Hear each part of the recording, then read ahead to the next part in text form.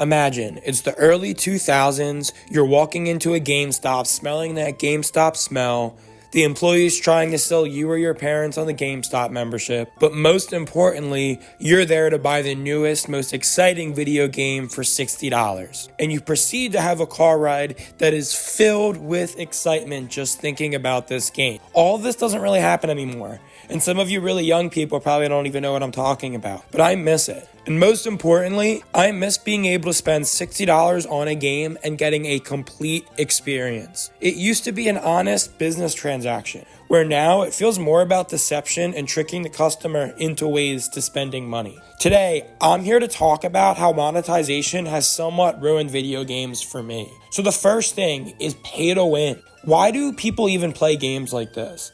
Honestly, it's kind of just an ego boost if you're just spending money and then dominating at a game, because it doesn't really say anything about your ability towards it. Pay to win has ruined a lot of very good franchises and genres for me. I was someone that grew up loving sports games, and I basically played every single sports game. Now, they are some of the absolute worst examples of pay to win garbage. NBA 2K used to have one of the best My Career modes in any sports game, where you could pick a player, pick a position, and then you just play games and slowly level your character up. Now, they found a way to make that tied into monetization. And in 2K, you can spend hundreds and hundreds of dollars on day one and be the best player out there by far. Nobody should support games like this.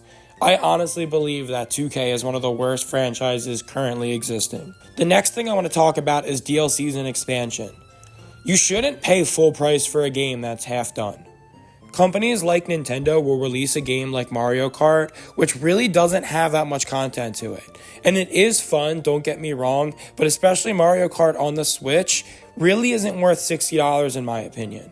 But then what they do is charge more money for the expansion, where then they offer more maps and then there's more ways to play. In my opinion, that's like being at a grocery store and looking in the bakery section. When you look in the bakery section, you see a slice of cake for $10.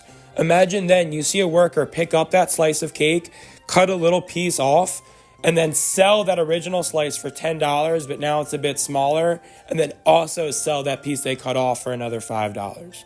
That's kind of what's happening here in my opinion. They're not even adding more to the game, they're just chopping off some of the original game and then selling it to us. And that's not right. That's not right at all in my opinion. Furthermore, you're also seeing just genuinely crappy releases at full price. Some of the games, especially Nintendo is releasing for a full price, is ridiculous. I think the last two Mario Party games are great examples of this. Nowhere near $60, arguably worth half that. But there's certainly a debate. Shout out to emulators to play games at a reasonable price, aka for free. The next thing I want to talk about is pre-order bonuses.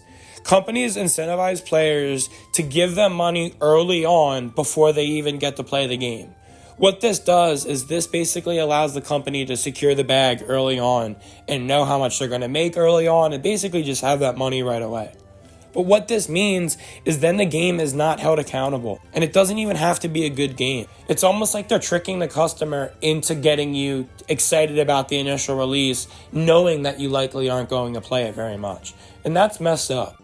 Along with that, it feels like companies invest more into the marketing of their release than they do actually in the game itself. I personally feel like Diablo 4 was a great example of that. So the last thing I'm going to talk about is in-game microtransactions. They're truly just gross.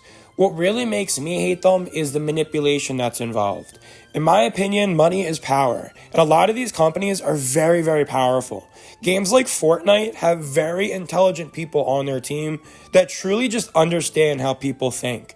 And with that being said, they take complete advantage of that to try to find a way to make you spend as much money as quick as possible. They'll put things in there that you don't even realize. They're also really experts at keeping up with trends, and they really are just so great at finding a way to make people spend money, specifically young kids, where a lot of the time those kids are then spending their parents' money and not their own. I totally understand that gaming is like any business. It's very difficult and they have to make money, they have to pay their people. There's certainly a lot of complexities to it. But it was possible before, and hopefully it can be possible again. Because it's honestly just kind of disheartening right now, just the state of video games. There are some promising ones, and I haven't played it yet, but it does seem like games like Baldur's Gate 3 are kind of an anomaly, and they are more like an old school game, which is awesome. So hopefully we can see more of that. I would love to hear what you guys think. This is certainly a different kind of video, so let's just have a discussion about this. Thank you guys, as always, for watching. Please go ahead and have a wonderful rest of your day. Peace!